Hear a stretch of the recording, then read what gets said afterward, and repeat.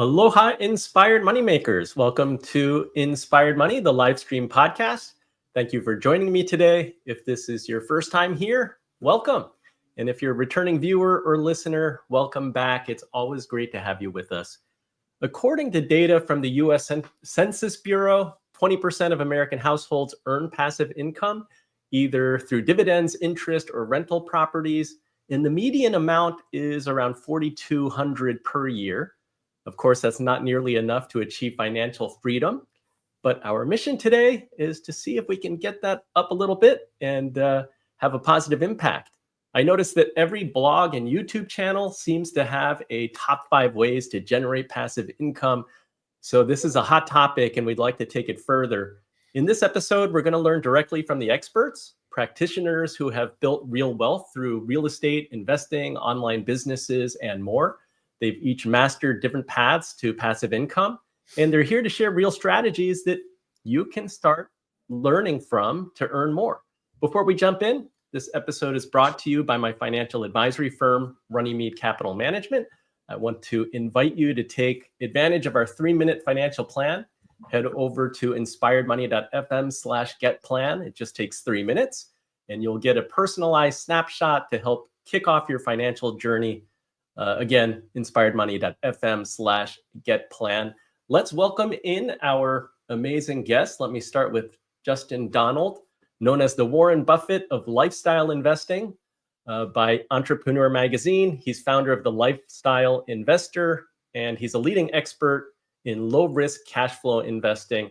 He's a Wall Street Journal and USA Today best-selling author of the Lifestyle Investor, the 10 Commandments of Cash Flow Investing for Passive Income and Financial Freedom.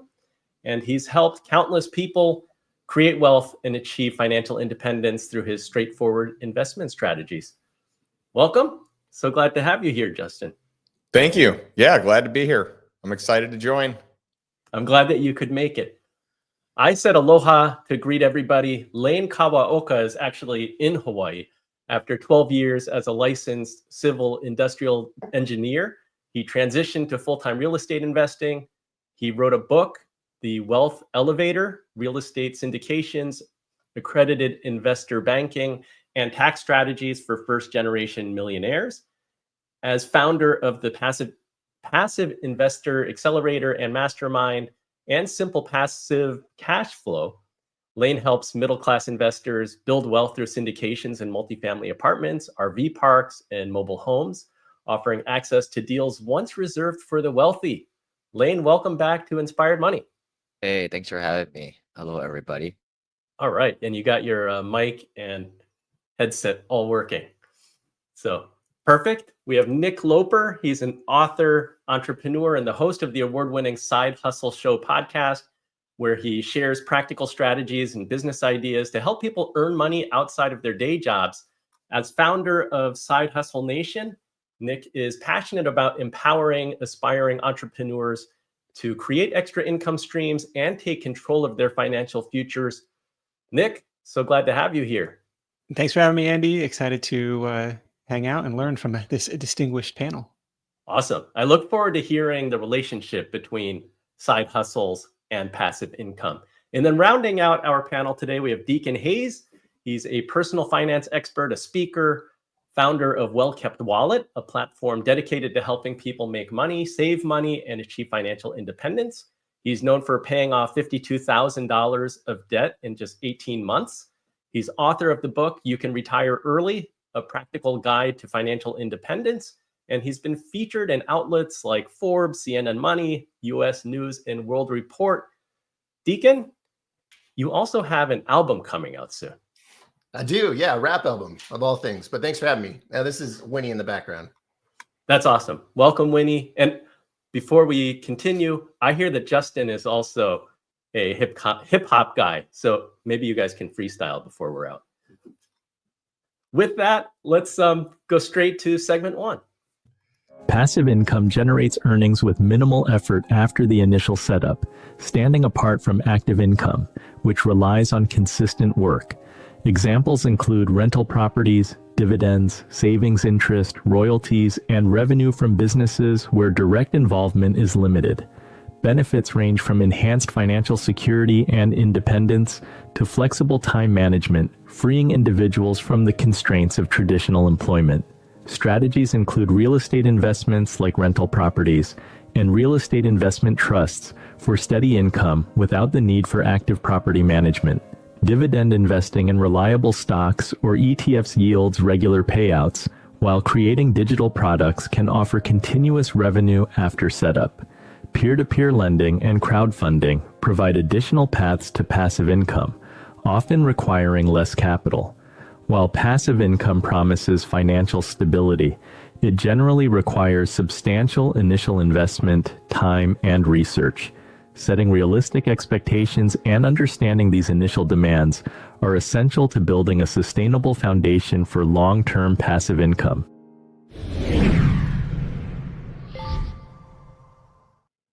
So I suspect that we're going to hear this idea of trading our time for money and trying to buy that time back. Nick, can you kick us off? If you had to rebuild your passive income streams from scratch with just $10,000 to start, how would you do that? Yeah, $10,000 isn't going to buy you a lot of passive income, unless you're really going into a lot of leverage in a real estate deal. But what it can do is, what we look at on the Side Hustle show is a lot of, we call them sweat equity type of passive income type of projects, where you're building digital assets into terms of online content, digital products, YouTube videos. And I'm attracted to those types of models where it's something I can do the work once and get paid for it over and over again. For example, it takes the same amount of effort to create a podcast episode, in my case, that 10 people listen to, or 10,000 people listen to, or 100,000 people listen to, right? It's like looking for models with that type of scale, and digital products check that box too, where I create something once, sell it over and over again. Software is like the holy grail of that, but it's like becoming more and more complicated, or maybe less complicated with AI coded solutions. But that's kind of the path that I would be looking at, because it's like, okay, if I put that $10,000 into dividend investments, like, that's probably not going to be super exciting. You can start to stack it up, but you're probably better off putting that into some form of personal project where you can build something up over time and have that start to experience some time leveraged income for you. Maybe not completely passive, but you'll be on the path. Thank you for that. Justin, what was your first passive income stream, and then how did it evolve into something bigger? Yeah, my first passive income stream was actually mobile home parks. And that is, back then it was not common. It was, friends and mentors and people, they thought I was crazy that I was even talking about investing in the mobile home park, real estate asset class. It really wasn't even, its own asset class at that time, or it loosely was. But I found a deal that, when I started looking at the numbers and I compared it to everything else out there, I compared it to multifamily, self-storage, industrial, retail, land. You name it. I looked at, all the different places that I could put my capital. And I just saw pretty quickly that the returns were much greater with less work, and you could get lending pretty easily. So I could put 20% down. And in my case, my first two parks were on seller finance. So same owner. And that allowed me to just put 15% down, because that's all he felt like he wanted. And so it was a non-recourse loan, meaning if anything went wrong, the guy I bought it from, he could just take it back versus coming after me and my other assets. But that single investment created enough in passive income that my wife was able to retire as a teacher. And that's when we started our family. And so we just kept buying parks. Our second park covered our survival income. Our third park covered our lifestyle income. And then from that point on, every additional park was just surplus income. And so the script gets flipped when you work your whole career, or at least the early stages of your career, to save 10 or 15 or 20%. But once you're in surplus income and the money you make goes well beyond the cost of your living, well, now 100% can go towards building more wealth or impact projects. Yeah, that progression is really impressive. And it sounds like there was a time when even you thought that there was a crazy idea. because I think I had heard that you thought it was crazy until a friend of yours was like buying a really big house, and you're like, wait a minute, maybe I should take a look at this again. That's 100% accurate. Yeah, I was, I thought he asked if I wanted to go to a boot camp with him and learn how to do it and invest with him. And I was kind of like, I don't know, this doesn't sound like what I want to invest in. So why don't you go try it out and we'll see how it goes. And it went really well. And I ended up being his hard money lender because I was like, well, I'll just for sure get a guaranteed return and not invest in something that was, in my mind at that point in time, maybe risky. And now looking back, it wasn't risky at all, but back then it was. So I just took, a set 10%. And, but when I looked at the financials, I saw how amazing they were, and he was making a lot more. So I figured I should probably start owning and not just lending. Lane, how about you? I mean, you transitioned from engineer to real estate investor. Can you talk a little bit about the mindset shift that you experienced to make that change?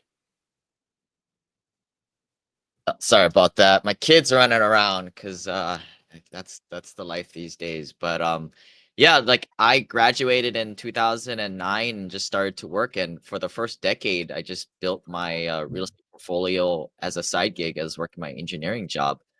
Didn't have very much time, so I didn't do any of the house flipping type of stuff. So it is possible to be passive, but it's gotten a lot harder, right? Like I started to buy these turnkey rentals that at the time I could buy for $80,000 with 20 grand down. So it took me about 6 months to save up for a down payment on those, and I just rinse, wash, repeat, did that again and again and again. But I'll tell you, it's harder for these younger guys these days. I mean, those $80,000 properties that I bought in 2012, 2015 are now going to be 120, 140,000. You need 30, 40 grand down payment on those things.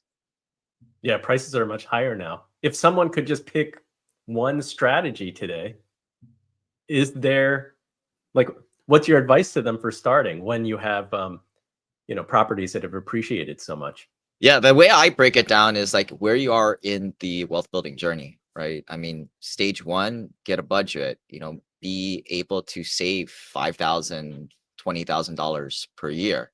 If you're not there yet, I don't think you're ready for any type of passive investing. You don't have enough firepower.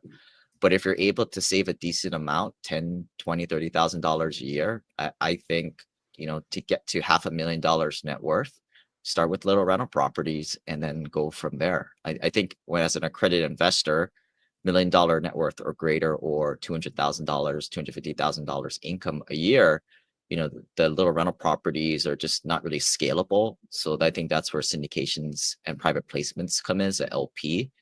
But, as I break it down in my book, right, there's different paradigms of this wealth building journey. So different advices depending on where you are, what your net worth is. Absolutely. Deacon, what are your thoughts? Because when you build a website, I think you don't need the upfront capital that you would buying real estate. Yeah. So when I started my journey, our website was just a blog. So it was us sharing our story, paying off $52,000 debt in 18 months. And so it wasn't really like, I wasn't looking to make money with it. I was just looking to share what I had learned. But then I learned about, how do you get traffic to a blog? How do you monetize a blog through Google AdSense at the time? And then started slowly, making like 1,000, 2,000, 5,000, 10,000 plus per month. And the effort was minimal. Now, I will say the landscape for websites, at least, has changed dramatically, right? Kind of like what Lane was talking about with real estate. Real estate back in the day was cheap. It was easy to pencil deals. Back in the day, it was easy to start a website and to get traffic and to be able to make money with it. Now people have to be a little bit more creative in how they get their traffic from different social media sources like Facebook, Instagram, TikTok, etc. But yeah, it's definitely possible to create a digital asset like an online business, whether it's on a profile like Instagram, on a website, and to be able to make money with it and have some passive income from it. Do you think that people need a lot of money to start if they're thinking about trying to generate a source of passive income? Well, no. I mean, that's the beauty of doing an online business is it's very little capital to get started. It is a grind, as Nick would probably attest to, when you're saying, hey, I want to create a digital property and grow it. But if you use the skills that you have and the knowledge base that you have on that property when you have time off, right? At the nights, the weekends, maybe in the early mornings, you can easily start to build up that knowledge base and start to build a following. So yeah, the capital up front is low, but it does take time to start getting passive income from it. Cool. Anybody else want to weigh in on the do you need money up front? I'll say like my stuff, like real estate, you're gonna need like 20 grand to get started on a $100,000 house. So that's kind of where it starts from there. I think like what Deacon and Nick do, I mean, if you don't got too much money or your money is already deployed to real estate, I mean, I think that's how you make nothing out of into something. And at the end of the day, you got to put some sweat equity, make a website, buy a business, start a side hustle. I mean, you got to, the hardest part is getting that first 100 grand.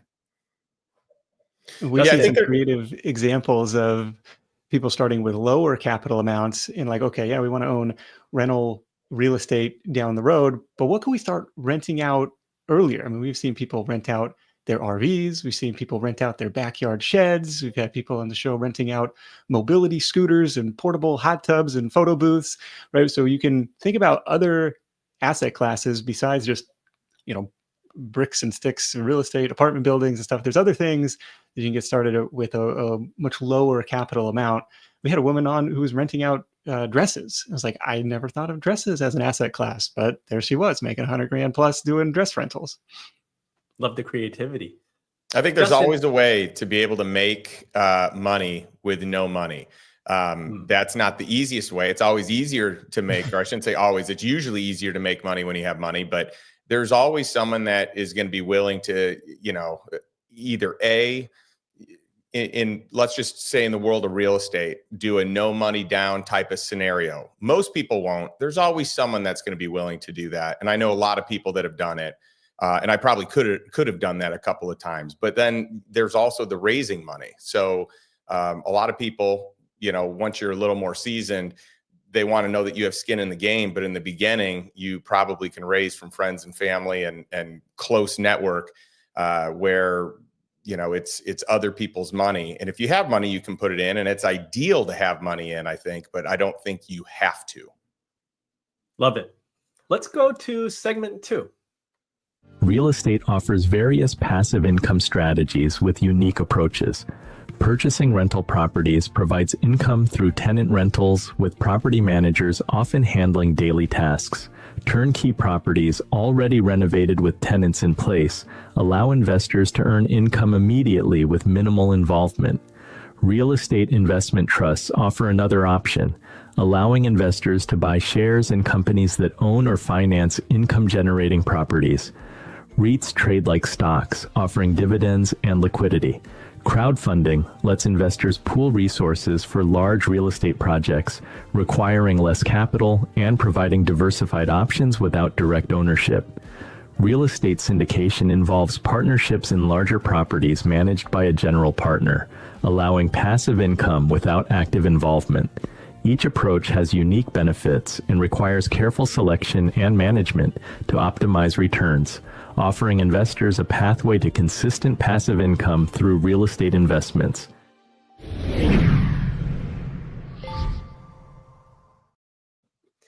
So Lane, what was your first real estate deal that really convinced you that passive real estate income was scalable? So I bought a house to live in 2009. I was in my early 20s at that time, and I was traveling all over for work, never really home. So I decided to just rent it out. Wasn't quite a dress in my closet, but it was kind of the home I lived in. And that was when I was hooked. I realized that just by doing a buy and hold rental, no house flipping, that I was able to make significant passive income. I think it required, and I think I got like maybe $400 per month. And that was a lot of beer money to a kid back then. But realized like, wow, if I just rinse, wash, repeat and did this several more times, I'll be out of the rat race. So, but then I realized that was in Seattle, Washington, where prices are really high. We call those primary markets where the rent to value ratios are well under 1%. So then I kind of wised up and, bought in other places like Birmingham, Atlanta, Indianapolis, where all these little turnkey rentals were at. It's worth mentioning that you were able to do that in your 20s because you were also known as the ramen noodle guy. Well, I was paleo back then, back in the early 2000s, but yeah, people identify with that saying, right? You live frugally. I think, in my early 20s, I didn't live anywhere. I just lived on the road in kind of smooching off of the company expenses. And I was able to save like $80,000, $100,000 a year for maybe 4 or 5 years. So that was really where it all started. Just plowing that down into down payments into properties for 4 or 5 years in a row. Yep, that's powerful. Justin, how much money did you need to get started in the RVs and mobile homes? Well, how much I started with is probably different than what you need. I think it all comes down to the size of park that you're looking for. Because that asset, and by the way, if you're going to do some sort of like bank lending where you're probably going to have to put down 20-25%, or maybe if you're with a more conservative bank, even up to 30% versus like a seller finance scenario. Because with seller finance, maybe you can get away with nothing down, or 5 or 10 or 15%. So it's really just size. It's probably going to be based on the NOI of that asset, unless, the cool thing about mobile home parks is it's a lot of baby boomers. And so they often don't value it based on what it's worth as a multiple of NOI.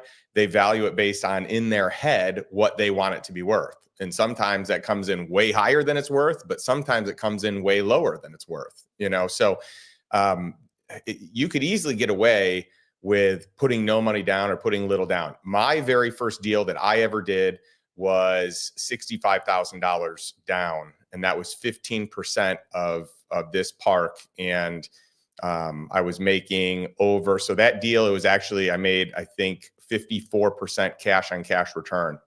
So it was a really good first deal. It is a great first deal. If we take a step back for a second, can you talk a little bit about the mindset shift that helps people transition from maybe owning a single rental to becoming a lifestyle investor? Yeah, the whole thesis of the lifestyle investor, it's really just helping people understand that there is a way that you can buy your time back and live a life by design, not a life by default. And so that can be done in various different avenues. Everyone here is an expert at the thing that they do.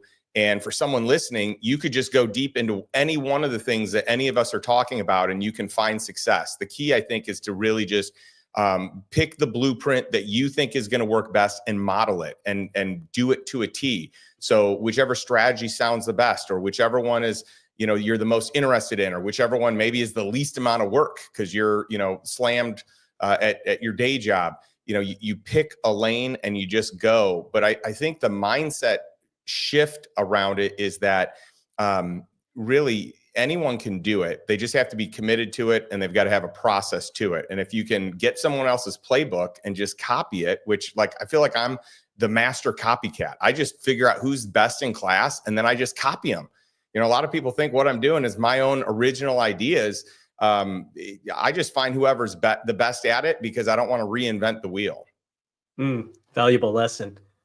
Deacon, I noticed that you've reviewed a lot of real estate platforms and crowdfunding real estate platforms on your website. What have you learned? Yeah, I've learned a lot over the years. I personally invested in a lot of crowdfunding deals over the years. What I found, though, is they typically underperform the stock market. There are fees involved with them managing these properties, right? So while they might get, let's say, 12% return after the fees and everything, maybe you're getting 9.5%. So it is a way to go. If you're like, hey, I want to have some real estate exposure, there's some opportunity there for sure. But you have less control. Sometimes, from my experience, less returns than if you obviously were to have a property yourself. But that is definitely a viable option. Nick, your thoughts? Do you get involved in real estate? It's been probably 20 years since my last direct investment into a rental property, but it was a really important experience. Like going back to, your first, what did that first deal cost you? For me, it was about $13,000 down. Maybe it was a 5% down note. And that was money that I earned from painting houses in college with kind of to Lane's idea of how do I take my active income and allocate that into a passive income strategy, and hopefully that can snowball over time. You think of your income as a pie chart, right? And everybody starts out trading time for money, and it's 100% active income. It's probably your day job if you're just getting started. But it's like, if you ever want to stop working or have the option to stop working, like, you need to grow, maybe it starts with a sliver of a rental property or some interest on a savings account or some dividend investment, but you got to keep working on that passive income piece of the pie chart, because nobody else is going to do it for you. Let's go to segment 3. We're going to talk about dividend investing. Dividend investing provides passive income through regular payouts from dividend-paying stocks. By investing in companies that distribute a portion of their earnings to shareholders, investors can receive quarterly payments without needing to sell shares. This approach differs from capital gains and offers cash flow even during market fluctuations.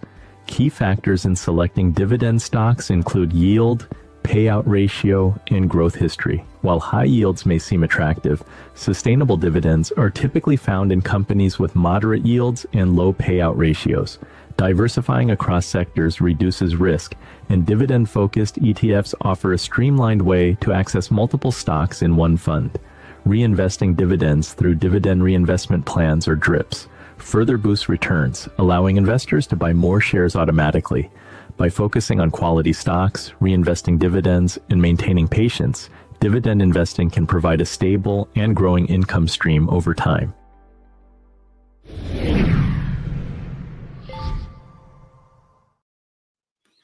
Nick, I want to ask you, because I've heard you talk about peer-to-peer lending using websites like Prosper, Peer Street. You've used Worth bonds and also Sure. dividend investing. So how do these different things fit into your thoughts of passive income and just investing in general? Yeah, this is the constant pull of simplicity versus diversification, because I'm always like, oh, well, I want to try out this new shiny platform, and oftentimes, to Deacon's point, like, well, then over the long run, doesn't necessarily outperform just an S&P index fund. But have played around with a lot of these, and actually, dividend investing is kind of what helped get me off the sideline. And this is obviously not the most tax friendly strategy, but it was important for me to say, like, oh no, I'm looking to build up this passive cash flow and stack that up. And it started out was like, well, how can we? And this was like, dividend aristocrats, these companies with long histories of paying and growing dividends. It's AT&T and Coca-Cola and Chevron, like household names, Procter and Gamble, and well, every quarter or every year they tend to raise their dividend. They've been doing it for 30 or 50 years. So it's like, I'd like to buy a chunk of that cash flow and try and stack that up. And for me, it was really motivating to say, okay, now we're at $500 average a month. Now we're at $1,000 a month. Could we get it to 2,000? What's it going to take to get it to 4,000? And like continually stacking that up has kind of been a fun little rewarding game in itself. Yeah, I like the idea of stacking. Deacon, how about a personal finance question? If someone wants to retire early, should they be reinvesting their dividends or taking the cash flow out immediately? Well, I'm going to start with, I am not a licensed tax professional. However, so what I would say is like, I'm a huge fan of the stock market. I love efficiency. I love simplicity, like Nick was saying. And so the idea of dividend investing and using that to be your kind of living expenses at one point, right? But people do need to realize, like, what are the tax consequences if I have it in a retirement account or a Roth account, right, where you have more access to the capital. So really kind of, where are you putting that money? Are you putting it in individual brokerage, Roth, traditional? And then from there, well, if it's in a Roth, you can take out your contributions tax-free at any time, because those are post-tax dollars, right? So there's definitely ways that you can use your dividend invested money to draw down to retire early. And there's many people that do it. And I definitely love that strategy. I like that. Justin, how about you? How do you think about diversification versus specialization? Yeah, it's interesting. I think for a lot of people, for most people, they build their wealth via concentration, and then they ultimately grow it and create a much bigger net worth and estate through diversification. And so, I've done things on, I'm more on the alternative investment side, just because you're going to get an average performance that's about 50% higher than just investing in, let's say, the S&P 500 index, if you know what you're doing. But that doesn't mean that shouldn't be part of the strategy. So I look at what family offices do. And for those that aren't familiar with a family office, it's the organization that basically manages the money of the wealthiest people in the world. And I study the data, the worldly data, the US data. And so I could tell you, this is kind of where I geek out and spend time, but I can tell you, to a T, where the single family offices or the $1 billion family offices, the billionaires, where they have their money, how much they have allocated to it, et cetera. And so, I do think for most people, they're probably going to grow that net worth in one spot. And maybe if you're really early, it's not a bad idea to take a moonshot on something. But I think over time, you're going to realize that diversification really is the way the wealthy grow their assets. And generally, they've got about only 15 to 25% of their net worth in the stock market.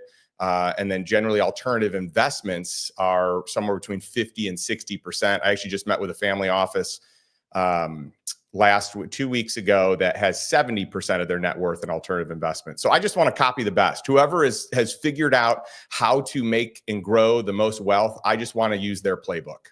What's in that alternative bucket? Does that include real estate, private equity? Yeah, it'd be real estate, private equity, private credit, venture. Those are probably your four biggest areas, that make that up. Okay. How about Lane? What's your view? Do you end up putting most of your investments in real estate, or do you also balance it out with stock market investing too?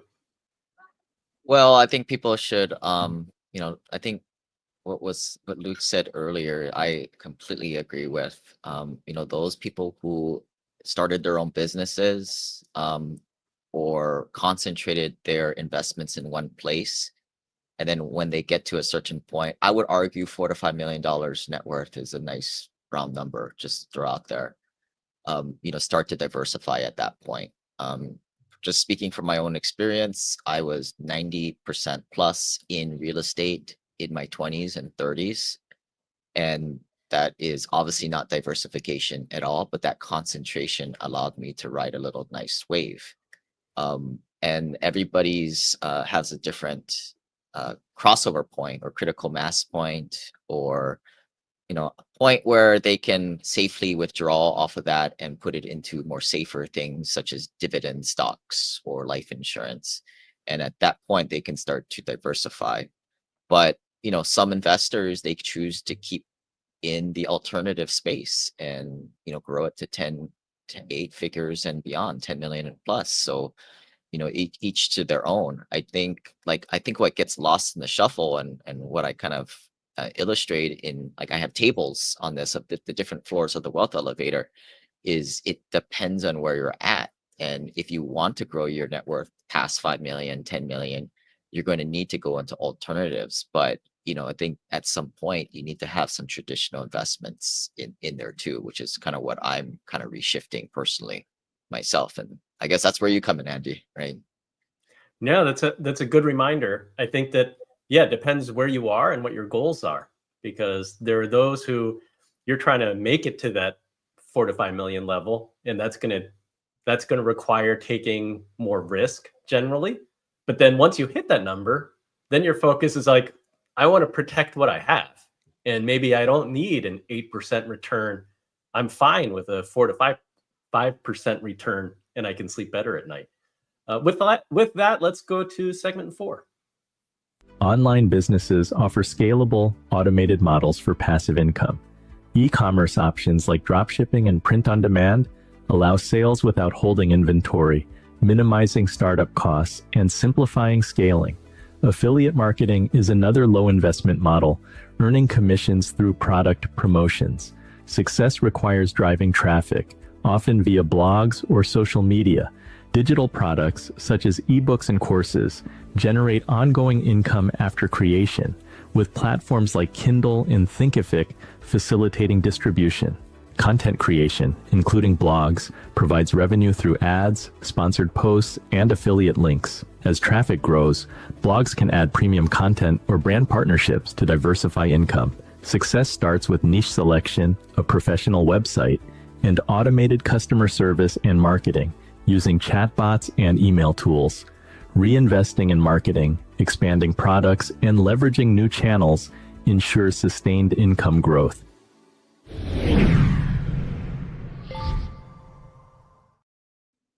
Deacon, you've really built Well-Kept Wallet into a passive business. What was your biggest learning curve? It's kind of the old adage, don't put all your eggs in one basket, right? So I think that we look at things like businesses, they go in waves. And so for a long time, blogs was how people consumed content, right? They would read these long articles, 1,500, 3,000 words, those type of thing. And it was a great way to generate passive income. I'd hired writers. I had an editor that managed the writers. But then, we relied on Google traffic, and then Google totally changed, as you guys have probably noticed, with Reddit and Quora being at the top, and then big name sites like Bankrate, Forbes, etc. So pivoting, right? That's what I've learned. It's like in an online business, you can't put all your eggs in one basket. So thankfully, we've gotten traffic from many different sources, Facebook, Pinterest, etc. But being able to say, hey, how can we figure out what is being successful today? Kind of what, Justin was talking about earlier, like who's doing really well, what are they using, and then what strategies are they using that we can implement to kind of grow our business. So one platform that we found I never would have thought in a million years is Threads, which is Instagram's version of Twitter. So that's something that we're really pouring into right now to get content there and reach people, build that audience. It's driving traffic towards the blog? Yeah. So interestingly enough, I started just doing a call to action. Say, hey, comment the word invest, and I will send you an article on how to start investing in index funds, right? And then people just comment the word invest, and I send them an article. I'm actually creating an app right now to do it automatically, so I don't have to manually do it anymore. But yeah, I mean, that is a new way to get traffic that I would have never thought of, but I had to kind of see what are the new platforms, how are they growing, how are people using them, and then adapting our strategy to that. Yep, experimentation and adaptation. Nick, you've seen similar things. Is there a most underrated passive digital income model right now? Underrated. Deacon, you don't want to pay for ManyChat? I think it'll do that automatically. So ManyChat does not do threads yet. I do have ManyChat already. Okay. That's one platform it doesn't work on. There you go. See, this is how you come up with new business ideas. You come up with these pain points and problems in your own life and say, well, shoot, if I'm dealing with this, other people probably are too. So the challenge with passive income on the internet is something that everybody is looking for. And we've seen lots of waves over the last 10, 12, 20 years of, whereas, it was drop shipping on eBay, and it was, merch, print on demand merch, and, all of these kind of come and go. And there's, the lower hanging, the proverbial fruit, the faster it tends to get picked over. One that we did this week is like the Amazon influencer program. It's like you shoot these, cheesy little product review videos of the stuff around your house, and Amazon shows those on the product page. Somebody watches your video, and if they buy the thing, they sprinkle you, a little bit of commission. And it's like, this is the easiest money that I've ever made online. And once it's up there, 100% passive. But because it's so easy, everybody starts doing it, and it becomes more competitive.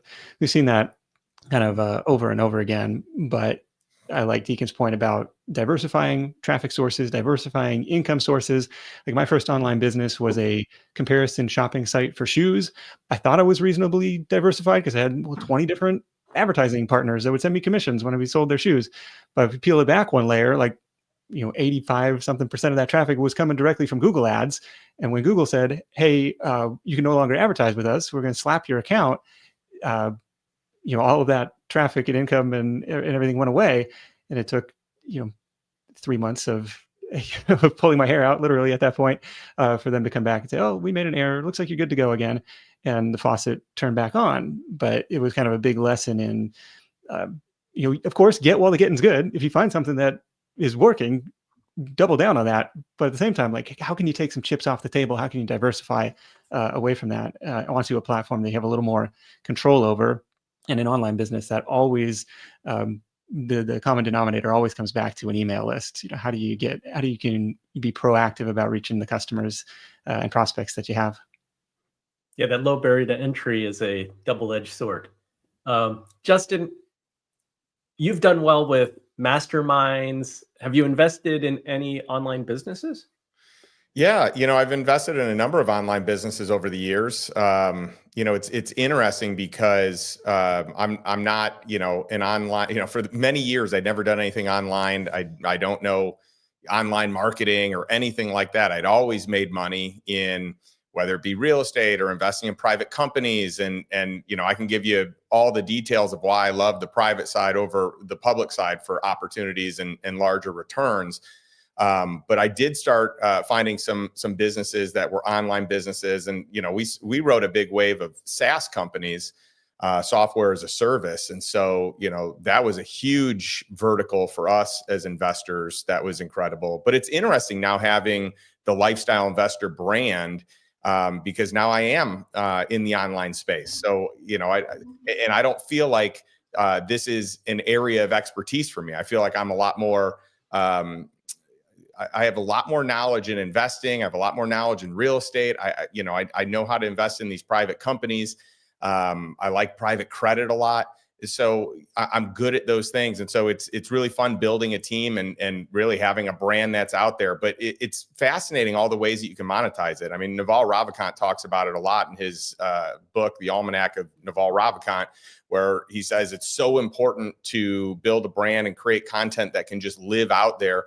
And I really was doing it before I read it. And once I read it, I thought, wow, I've got to continue this. And so you heard about the power of newsletters, but the power of a podcast and having downloads, and that can add to the newsletter, and having a book and having a mastermind and having courses and having free resources and having, the list just goes on and on. And we use AI in our newsletters, which, is even more fun. It's just another layer. So we've got our main email list and then an AI newsletter. So the opportunities are absolutely endless. Talk about building the team, because I get the feeling that if you have the right team members in place, or you have the right operators in place, you can actually turn businesses that really aren't passive into passive income, because you're more the hands-off investor versus the hands-on operator. Oh, 100%. I will never buy a business if it doesn't come with an amazing operator that I know will stay there, or B, that I have an operator that I can plug in. So I don't care how good the business is. If I don't have that lined up, or if I don't have confidence that I could find the person to do it, I just won't buy it. I don't care how good the opportunity is, because I value my time way too much. And if you don't have an operator, or you have an operator quit, then you're the operator. And so I always warn people, be careful you're not buying, when you buy a business, you invest in a company, make sure you're not buying another job. Right. That is the biggest danger I see. I see people doing it all the time, people buying multiple businesses. And even if you're somewhat good at it and you have a decent operator retention, there's still systems that you need to build around it. So, we've got, I think I have somewhere around 75 different companies that I either fully own or partially own outside of our investment portfolio. But I literally have an operator for 100% of those companies. Yep. That's what makes it passive. Lane, your thoughts? I think with, we also do, we're also now in the micro PE space. We've kind of, our claim to fame is operating the real estate assets, whether it's developing 300 unit apartment complexes or value adding 1980s, 1990s properties. But with interest rates high right now, still high, even though they're coming down, and expected to be around 3.5% in the long term. So the days of 0%, 1% Fed interest rates are not coming back the way I see it. We've kind of looked towards like, what can we invest in if interest rates aren't the free money era? So, we also kind of look for, private equity deals. Right now, we're investing in a business, B2B M&A space, but we're not the operator in that world. We're real estate operators. But so as I think was mentioned earlier, we focus on finding a good operator and partnering with them. Interesting. So you're diversifying away from just real estate. I mean, the way I look at it, there's all these different asset classes, but there's 5 ways you can get involved. On the really risky side, you've got venture capital, and then you've got private equity. I like private equity in apartments because I can see a trailing 2-month or 2-year financials, profit and loss. There's real estate debt investments, which are more safe, and then you have things like life insurance, and that's a spectrum of risk reward there. I want to ask all the panelists really quickly, since Justin mentioned AI for his newsletters. Lane, how's AI impacting your business and what you do? I mean, I'm actually stopped doing my newsletters because there's so much stuff out there. There's so much, people are just, it's kind of cheapened newsletters in a way. I think the average person out there is thirsting for real authentic content, and I just don't want to compete in a competitive market. I mean, I'm sure Deacon geeks out on this. When you're looking to write a blog article, the basics is you look for something that's less competitive and you try and rank a better article.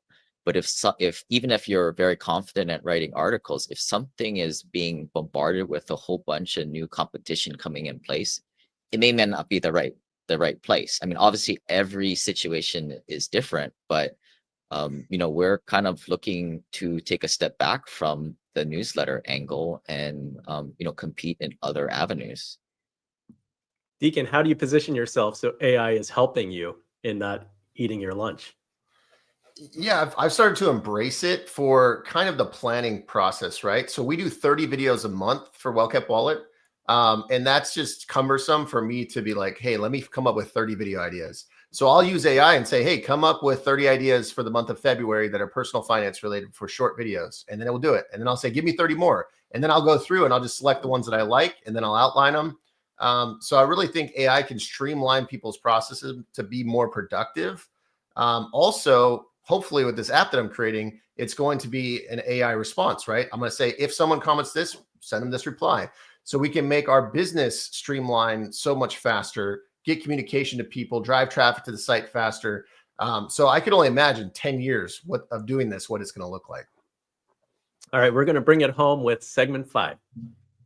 Managing passive income involves addressing risks and understanding tax implications to maximize returns. Diversification is key. By spreading investments across real estate, dividend stocks, and peer-to-peer lending, investors reduce the impact of poor performance in any single area. For real estate, insurance is essential. Property and landlord insurance protect against damages, liability, and lost rental income.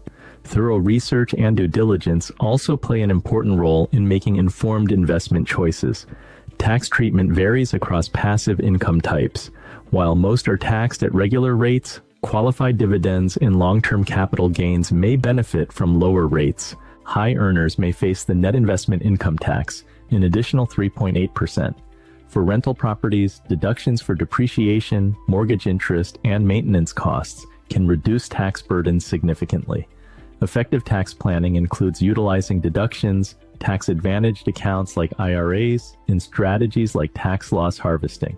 Consulting a tax professional ensures a tailored approach, helping investors protect and optimize passive income for sustained financial stability.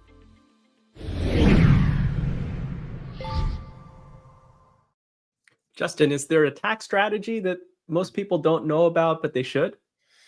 Oh, there are tons of them. I mean, I feel like most people don't realize the tax code is actually written in a way that encourages certain behaviors. And when you do those things, the government wants to reward you for those behaviors. If you can do things that help them with housing, with agriculture, with renewable energy, with, really any form of energy, there are rewards. And so I think most people don't understand that there are strategies that you can use to offset your taxable income, and that your CPA probably doesn't know them. Your CPA probably is not well versed in this space. Most CPAs are compliance officers. They file taxes.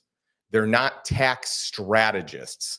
I think it's very important to have a tax strategist that you work with that can direct the CPA on, how to, take advantage of many of these opportunities that are just super low hanging fruit. I mean, I built a tax strategy masterclass where we share 27 unique tax strategies that most CPAs have never even heard of. In our mastermind, we have like 70 plus unique tax strategies. And I'm telling you, we have literally run this list by tons of CPAs. Most of them have never even heard of the vast majority.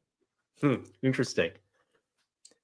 Nick, any legal or financial risks that digital entrepreneurs should watch out for?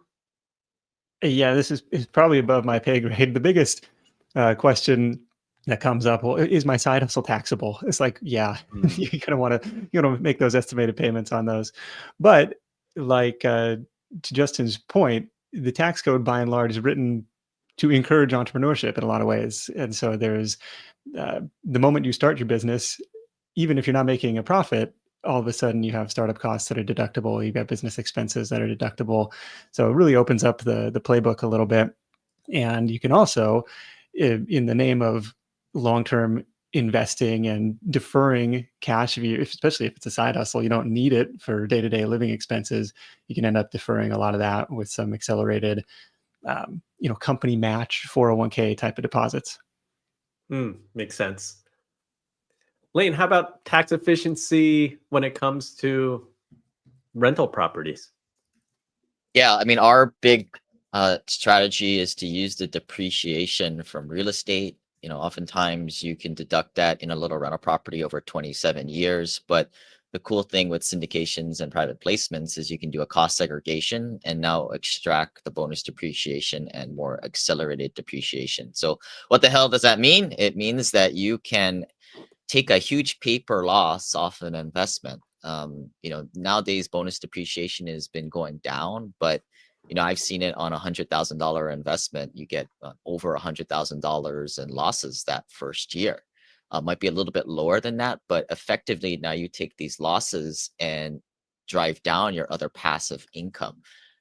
You still need maybe real estate professional status, which is a huge topic to go into here, but a lot of people are quietly using that strategy in combination to drive down their high ordinary income. But I think Nick and I should talk, because a lot of our folks are very high income earners and they don't really see the value of owning a little side business to be able to legally write off a lot of basic expenses that they have around the household. And you can't do that unless you have a little side gig. That is true. Deacon, closing thought.